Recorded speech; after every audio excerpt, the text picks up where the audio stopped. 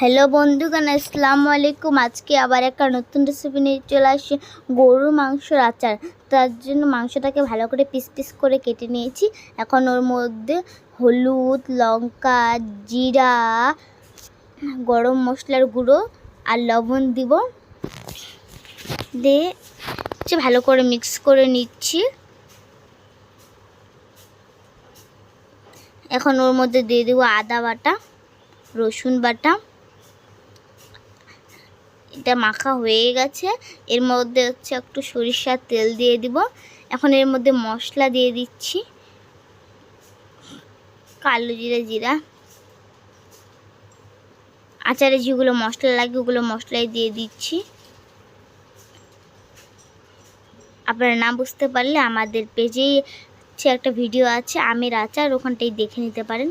এখন মাংসটাকে দিয়ে দেব।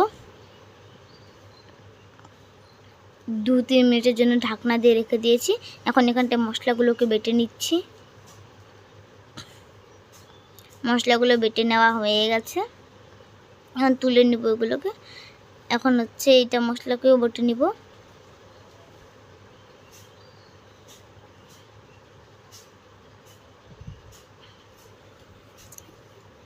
মাংসটা সিদ্ধ হয়ে গেছে, একটু শুধু জল আছে। এখন আর একটু ভাজিয়ে নিব। এই মাংসটা একবার করলে পুরো বছর খাওয়া যাবে। এখন গ্যাসে সরিষার তেল দিয়ে দিব কড়াইয়ে। তার মধ্যে দিয়ে দিব কালো জিরা, এলাচ,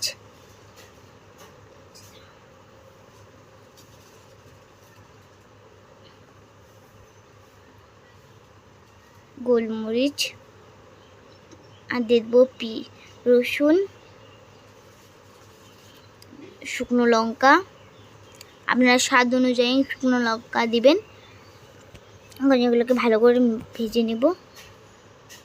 এর মধ্যে দিয়ে দেবো পেঁয়াজ বাটা,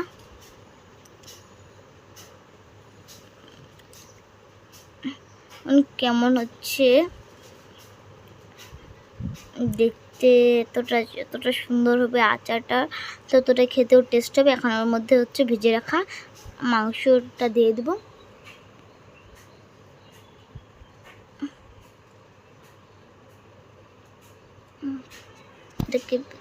এখন এর মধ্যে ভেজে রাখা মশলাগুলো দিয়ে দেব।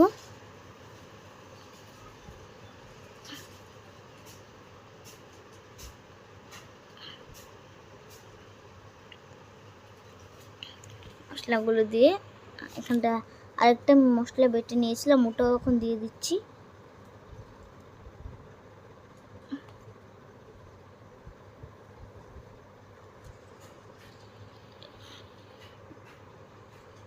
আমাদের আচারটা কিন্তু হয়ে গেছে। এখানটাকে একটু রেখেই নামিয়ে নিব। আচারটা আমাদের হয়ে গেছে, পুরো রেডি। বাই বাই, আসসালামু আলাইকুম। সবাই ভালো থাকবেন, সুস্থ থাকবেন। আর এখানটায় আমি সর্ষে বাটা দিয়েছিলাম, ভুলে গেছি। এরপর কোন ভিডিও লাগবে কমেন্ট করে